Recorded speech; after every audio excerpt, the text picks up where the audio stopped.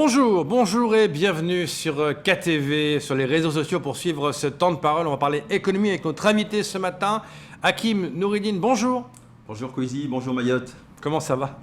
Ça va, on tient le coup. Oui, on est là pour parler économie. Alors, tout d'abord, vous êtes du côté de Madin, dans l'agroalimentaire. Que faites-vous précisément? Alors, je suis installé sur Diego depuis 2013 dans le cadre d'un projet agricole. Justement, et aussi dans le cadre de la coopération entre Mayotte et Madagascar.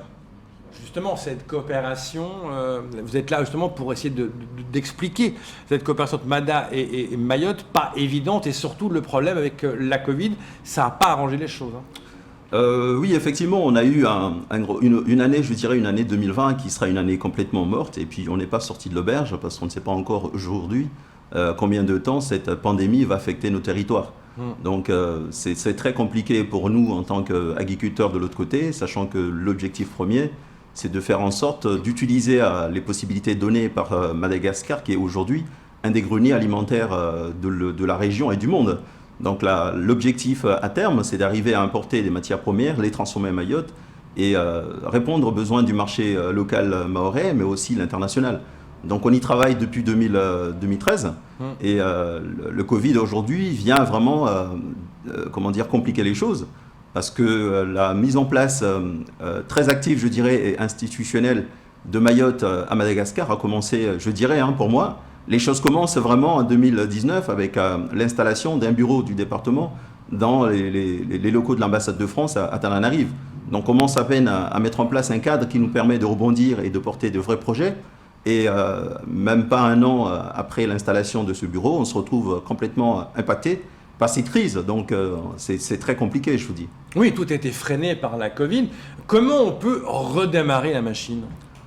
Alors le problème, c'est pour nous les entreprises, c'est d'avoir une visibilité sur l'avenir. Au jour d'aujourd'hui, les problèmes sont énormes parce qu'on se rend compte en fait, qu'est-ce qui se passe, c'est que cette crise de Covid vient aujourd'hui mettre en lumière des données qu'on n'avait pas vraiment vues, qui étaient visibles, mais pas de manière, très claire. Notamment les aspects, la nécessité de mettre en place une harmonisation des règles au niveau de ce marché commun qui est Mayotte, Madagascar, les Comores et la région. Quand je parle d'harmonisation des règles, c'est qu'on a tous vu ce qui s'est passé pendant cette crise, c'est que les Comoriens pouvaient partir rejoindre la métropole, puis revenir à Mayotte. Et ce qui n'était pas possible pour Mayotte. Donc pour moi, c'est pas normal que dans deux départements français, on parle deux discours différents. C'est-à-dire qu'aujourd'hui, il faut vraiment mettre en place une harmonisation des règles. On ne peut pas laisser mettre en place des échanges entre, c'est ce que j'ai dit d'ailleurs dans les médias pendant la crise, il y avait des échanges entre Paris et certains pays étrangers, notamment l'Algérie, des échanges avec les Comores. Et Mayotte est complètement coupée. La santé n'a pas de prix, c'est normal parce que face à cette situation, c'était intelligent encore, c'était vraiment la décision de suspendre les vols. Mais je pense qu'on aurait pu faire autrement parce que suspendre de manière brutale les échanges, alors qu'on était dans un élan justement où on devait trouver des solutions, travailler à utiliser les fonds qui sont lancés dans le cadre des gros appels à projets des FEDER. Je pense que c'est compliqué. Nous avons des réalités. 12 millions d'euros. Voilà, tout à fait. Nous avons des réalités économiques et des enjeux qui sont quand même très, très importants. On a à Mayotte le taux de jeunes le plus important de la région, avec des moyennes d'âge de 17 à 19 ans. On a Mayotte aujourd'hui est une des régions d'Europe avec la plus forte jeunesse. Donc c'est quand même des atouts. En même temps, des problématiques par rapport à la question justement de l'encadrement de ces jeunes. Quand on regarde l'actualité, on voit combien de manifestations sont orchestrées par ces jeunes tous les matins sur les bords de route. Ça veut dire que ces jeunes-là, il va falloir apporter des réponses sérieuses quant à l'encadrement de ces jeunes. Oui, mais quelle serait la bonne réponse? Et ça, la coopération est une des solutions. Pourquoi je parle de coopération? Parce qu'aujourd'hui, les opportunités sont énormes. Mayotte, c'est quand même 375 km², c'est un marché quand même très réduit. Nous avons aujourd'hui la chance d'utiliser les fonds européens et d'être la voix de l'Europe.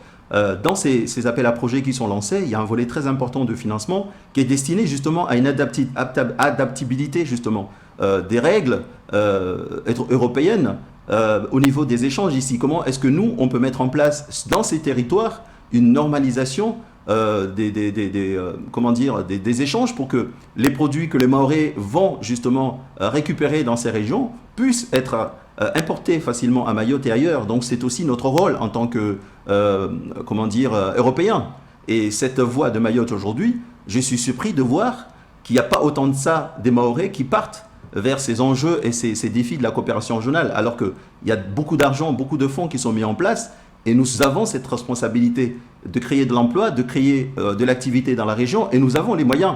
Mais créer de l'emploi où à Mayotte par rapport à ça? Par rapport à Mayotte, parce que l'objectif, ce n'est pas d'être dans une dépendance économique, mais d'apporter des réponses concrètes aux besoins de la consommation à Mayotte, notamment sur le volet alimentaire. Donc on ne peut pas, l'agriculture mahoraise aujourd'hui n'est pas dans une autosuffisance. Donc nous avons besoin de matières premières. Et il faut arriver à ce qu'on importe les matières premières, les transformer et répondre au marché local mahorais. Et notamment européen, parce que ces pays exportent vers l'Europe. Et nous avons cette responsabilité de répondre aux enjeux économiques de ces régions, parce que ces régions sont très convoitées par les grandes puissances internationales, notamment la Chine, l'Inde, les États-Unis et le Golfe, et les pays du Golfe. Donc si aujourd'hui l'Union européenne compte sur Mayotte pour porter les enjeux françaises et européennes dans ces territoires, c'est dire les responsabilités qu'on attend des Mahorais. Bon, c'est vrai que les enjeux, maintenant on a l'impression que Mayotte est plus focalisée sur le projet gazier, hein, plus que l'échange agricole avec Madagascar. Est-ce que vous pensez que quand on voit l'économie, on se dit, et là c'est plus intéressant le projet gazier plus que l'agroalimentaire? Je pense qu'il y a des priorités plus ou moins diplomatiques. Effectivement, il y a le volet de l'État, la politique de nos gouvernements vis-à-vis de ces échanges, et puis le deuxième volet qui est aussi la politique de nos collectivités locales, et notamment du département vis-à-vis de ces échanges. Et c'est deux enjeux complètement différents sur le plan diplomatique. Donc il nous appartient, nous, en tant que Mahorais, qui avons la main au niveau des échanges, de réglementer, d'orchestrer, de mettre en place des accords cadres et de contracter directement avec ces régions. Il nous appartient de dessiner un espace économique sérieux et d'aller dans cette dynamique, parce qu'on nous donne des fonds. On nous laisse être acteurs de notre destin sur le plan économique. Mais moi, je vous dis, je suis surpris qu'il n'y ait pas autant que ça de dynamique de la part de collectivités locales de Mayotte. Combien de communes, combien d'entrepreneurs mahorais vont dans cet élan, alors qu'on a quand même une jeunesse aujourd'hui qui est la plus forte d'Europe. Donc ces jeunes, on ne peut pas non plus leur dire, voilà, vous allez tous travailler au conseil général ou à la mairie. Il y a une réalité. Oui. Nous avons des écoles, quand même, une certaine performance. Nous avons un système éducatif, je dirais, qui est quand même performant par rapport à la Réunion, par rapport à la région, je dirais. Donc, ces jeunes qui sont formés à Mayotte aujourd'hui, ils n'ont pas que à trouver du travail à Mayotte. Ils peuvent exporter le savoir-faire français, justement, dans la région. Nous avons cette responsabilité. C'est-à-dire qu'au lieu d'aller, ce que vous dites, c'est qu'au lieu d'aller en métropole, par exemple, vous préfériez qu'il reste dans la région, soit à Mada, soit dans Je pense qu'un jeune Mahorais, par exemple, je parle du cas qui me concerne, je parle de l'agriculture, un jeune Mahorais qui est formé au lycée agricole de Kahani, ces jeunes-là, on les retrouve dans les exploitations agricoles du Nord. On a reçu dans nos exploitations sur Diego. Ils viennent faire leur stage là-bas. Ces jeunes qui parlent le chimaoré, qui parlent un petit peu le chibouchi, donc qui parlent le comorien, qui parlent des langues régionales, qui parlent le français, parce que dans la région, on parle le français, il aura plus de facilité sur le plan culturel à s'intégrer dans l'espace régional que d'aller en métropole. C'est vrai qu'on est français, mais envoyez-le en Normandie, demandez-lui de créer une exploitation agricole, ça va être compliqué. Est-ce que c'est plus simple pour lui de créer une exploitation à Mada, par exemple? Tout à fait, j'en suis l'expérience.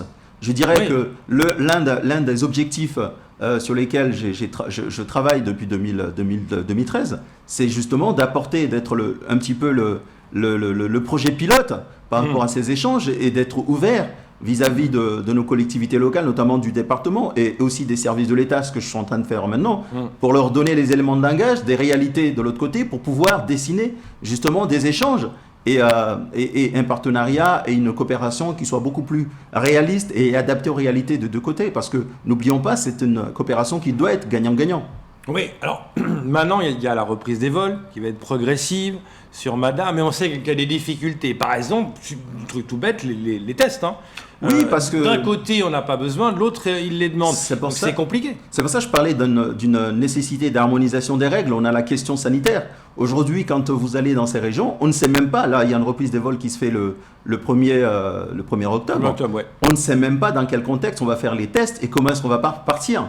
Donc, il est important. Alors, ce qu'on sait, c'est que les tests pour partir, on n'a pas besoin de tests pour aller là-bas, mais de là-bas, la France demande à ce qu'il y ait des tests. C'est compliqué. Et on a eu le boss de EWA, et il disait, mais j'ai demandé à la préfecture plus de détails. Le préfet a dit, mais voyez avec Mada pour qu'on ait la réciprocité. Mais on voit l'enjeu économique là. Si, tout à fait. L'enjeu économique, c'est ce que je disais tout à l'heure, c'est qu'on n'a pas mis dans ces échanges, on n'a pas mis la crise du Covid nous permet aujourd'hui de mettre en lumière le vide juridique, le fait de la nécessité de parler un discours commun sur la partie justement sanitaire et réglementaire. Il faut qu'on parle un discours, qu'on soit dans une harmonisation des règles. Parce que de l'autre côté, vous devez faire des tests, d'un côté, vous ne devez pas. Vous partez du Comore en métropole, c'était possible, mais vous ne pouvez pas partir de Moroni vers Mayotte. Après, qu'est-ce qui se passe? C'est que la grande problématique, la grande problématique qui s'est posée aussi, c'est qu'on se retrouve dans cette grosse coupure à favoriser l'économie informelle. On n'a jamais vu autant d'immigration clandestine vers Mayotte. On n'a jamais vu autant de marchés informels, autant de développement justement. Alors que répondez-vous à ces personnes qui disent, on l'entend, des gens disent, l'économie informelle fait partie de l'économie mahoraise? Ça fait partie de l'économie mahoraise, mais en même temps, pendant ces crises, on n'a jamais eu autant d'arrivées de Kwassa qui sont arrivés avec des personnes et qui sont aussi arrivés avec des marchandises. Donc, ne pas apporter des réponses juridiques par rapport à cette question-là, des échanges, c'est laisser le vide justement à ce risque au niveau de la pandémie, parce que n'oublions pas que nous sommes dans un espace très fragile sur le plan sanitaire. Oui. Le fait d'avoir des frontières aussi peu contrôlées, aussi opaques, est aussi un encouragement justement à ce que ces épidémies qui sont dans la région viennent sur Mayotte. Donc le risque sanitaire, il était toujours latent. Et on n'a pas pris l'initiative, on n'a pas su de façon intelligente encadrer justement ces échanges pour qu'il y ait un minimum de contrôle des deux côtés, entrant et sortant. On a bloqué les choses, mais l'économie ne s'arrête pas. Les gens ont besoin de manger, ont besoin de vivre, ont besoin d'entretenir des activités. Oui, mais pourtant, les échanges sont arrêtés entre Mada et Mayotte, les frontières fermées. Vous me dites que vous avez une entreprise du côté de Mada. C'est compliqué à gérer, ça. C'est compliqué à gérer, et je vous ai dit tout à l'heure, là, la problématique aujourd'hui, c'est qu'on n'est pas sorti du coronavirus. C'est ça. Donc, on va reprendre, mais dans quelles conditions? Il faut regarder la partie sanitaire.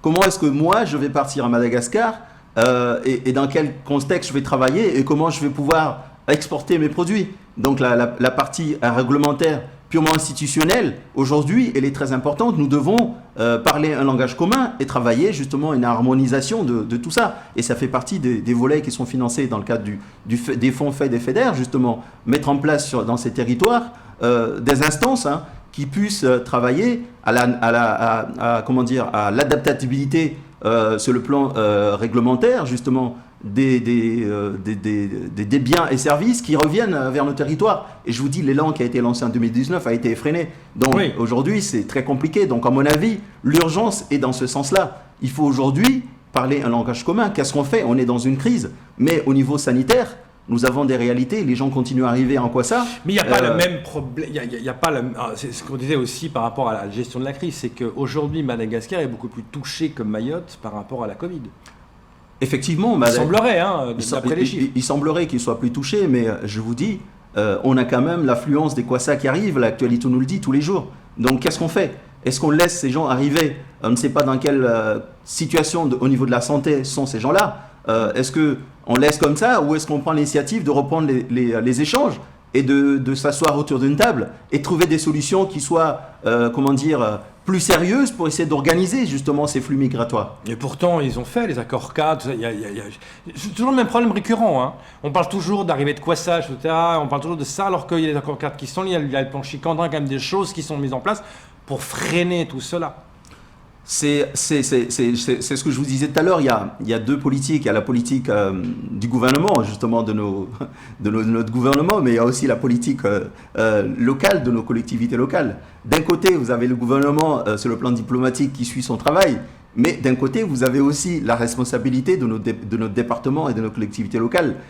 Il nous appartient, nous, en tant qu'ultramarins, de donner justement des langages, justement les vraies problématiques, les réalités de ces régions-là et traduire nos besoins pour que nos autorités, justement le gouvernement, puissent engager cela dans dans un cadre d'un vrai programme au niveau diplomatique, apporter des réponses diplomatiques. Donc aujourd'hui, si le département, si les élus, si les acteurs économiques ne peuvent pas communiquer, ne peuvent pas échanger avec la région, mais comment est-ce que vous voulez que le préfet ou le grand fonctionnaire qui arrive à Mayotte... Il y a des échanges quand même entre la base qui maintenant s'est installée à Tana et la préfecture de Mayotte, non? Il y a quand même différents échanges. Il y a des échanges. Il y a justement l'intérêt de mettre en place des relais du département de nos collectivités locales, c'est d'avoir un local, justement, un Mahorais, qui soit sur place et qui puisse nous dire réellement ce qu'il faut faire et mettre en place de vrais réseaux pour qu'on facilite les échanges. C'est ça l'intérêt. Et je vous dis, cet élan-là, malheureusement, a été effréné par l'arrivée du Covid. Donc aujourd'hui, il faut reprendre le travail dans les meilleurs délais et sécuriser nos échanges parce que la question de santé n'a pas de prix. Non, ça c'est clair. Mais après, c'est comment redémarrer le plus vite possible. Après, tout en étant avec ce problème de santé. Oui, en même temps, il y a une réalité, c'est qu'on ne sait pas dans combien de temps on va pouvoir ressortir. Donc ça va forcément laisser des dégâts énormes. Pour vous, c'était une mauvaise gestion? Je dis que quand on n'a pas de solution, c'est ce qu'il fallait faire. C'est ce qu'il fallait faire. On s'est retrouvé dans une situation catastrophique. On ne savait pas quoi faire. Donc l'intelligence était de suspendre comme ça de plein fouet. Mais la suspension a duré trop longtemps. Je dirais de mars aujourd'hui, c'est trop long. Il aurait fallu ouvrir plus vite l'aéroport. Autrement. À mon avis, il fallait réagir autrement. Il fallait mettre en place parallèlement des outils de travail pour pouvoir justement continuer une activité. Et aussi rebondir par rapport à ces aspects juridiques, parce que une des grandes doléances justement des acteurs économiques, notamment ce qui me concerne, moi qui suis dans l'agriculture et qui tend à devenir un gros de l'agroalimentaire régional, c'est vraiment ce côté phytosanitaire. Les règles ne sont pas harmonieuses, on ne parle pas le même langage. Quand vous faites des permis d'importation ici pour aller à Madagascar, pour des produits qui reviennent à Mayotte, et ensuite que vous renvoyez en métropole, je suis désolé, mais il y a des aberrations énormes. Il y a des choses qui ne peuvent pas rentrer. Il faut faire des analyses. C'est tellement compliqué que finalement, il y a des choses qu'on abandonne. Alors que Mayotte a besoin de produits. Est-ce que ça veut dire qu'on complique trop les choses? Les choses sont compliquées. C'est parce qu'on ne sait pas répondre. Et c'est à cela qu'il fallait travailler. On n'a pas apporté les réponses. Alors quand on ne sait pas, on dit voilà, on bloque, on interdit. Et pour ça, pour moi, on n'est pas intelligent. Quand on bloque de manière brutale les échanges pendant autant de temps, je pense que ce n'est pas intelligent. Le blocage en lui-même, c'est une réponse intelligente parce qu'on est dans une pandémie incontrôlée, mais le délai lui-même et les réponses entre-temps, le fait de suspendre l'activité, ça, c'est pas intelligent. Il ne fallait pas faire comme ça. Oui, donc il faut essayer de faire mieux. C'est pas évident, hein, toujours de faire mieux. Vous voyez comment, vous, l'avenir, là, maintenant? L'avenir, elle est pas rose, hein. Parce que je ne sais pas quand est-ce que je peux réellement partir. Pour l'instant, on a des dates, mais on ne sait pas dans quelles conditions. Ensuite, on ne sait pas, ça a aussi affecté largement, énormément le trafic aérien et maritime. Est-ce que cette histoire de crise ne va pas engendrer une augmentation du fret maritime et aérien dans la région? Alors l'aérien, ça semblerait baisser avec le Corsair qui arrive et qui fait baisser les prix. Oui, mais régional, moi je parle de régional. Peut-être que ça va Madagascar et les Comores. Bah oui. Donc, qu'est-ce que le Covid aujourd'hui, les conséquences du Covid aujourd'hui dans la région, à mon avis, c'est forcément une augmentation des denrées alimentaires. Et déjà, on le sent sur Madagascar, on le sent un peu aux Comores, et avec des conséquences la plus grave, c'est l'affluence des populations sur Mayotte. Les gens vont courir encore plus. Donc, c'est pour ça que je vous dis, il faut rapidement reprendre le travail et essayer d'apporter des réponses intelligentes par rapport à ces questions-là, parce que le blocage en lui-même favorise les flux migratoires. Et aussi, ça ne règle pas forcément la question de la santé. Parce que les gens qui arrivent aujourd'hui, dedans, il y a aussi des problèmes de santé. Ils viennent pour se soigner. C'est tout l'enjeu entre la santé et l'économie. C'est un vrai casse-tête. Merci beaucoup, Hakim Nourine, d'être venu nous parler de ça. On suivra de près, évidemment, la suite des opérations par rapport à l'agroalimentaire et les échanges régionaux, notamment entre Mayotte et Madagascar. C'est tout pour ce temps de parole.